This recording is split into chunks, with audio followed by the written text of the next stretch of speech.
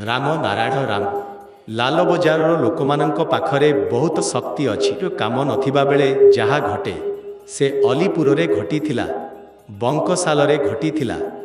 हाउडा और सियालदाह बाकी रहीगले और अंग्रेज माने थोड़ा अधिक थप्पड़ और घुंसा देई शिखाई थांते भल हुए श्रेणी को जीवाकू इच्छा हुए नहीं, कारण बहुत लोक जानती जे एथिरे किछि हेबो नाही, किंतु आमे किछि करिबाकू पड़िबो, किछि व्यक्तिगत काम अछि।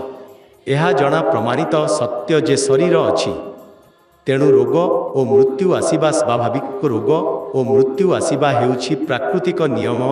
एक विशाल स्तर को पहुँचवा पथरे अनेक बाधा आसे, केवल एही संसारर बाधा नुहे आउ अछि जहाकू देखि हेबाकू मिले नाही, सेगुड़िकू बाह्य बाधा कुहा जाए, किंतु किछि को छाड़ी साधारणतः केही बाधारे अटकी नथांती।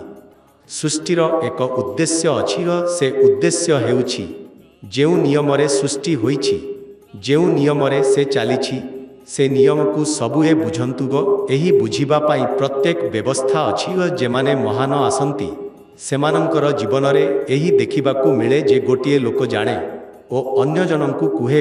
एही शिक्षकंक काम अटूट अछि, शिखी शिखांतु। सेठारे भी बाधा आसे, बाधा विघ्नर कारणरू सबु किछि समय रे संभव हुए नाही, और जेउठी शिखा जाउछि से केवल एठारे अटुकी रहेनी, और गोटिए लोक ज्ञान अर्जन करी अन्य जनकु शिखाए। एही हेउछि प्रकृतिर नियम।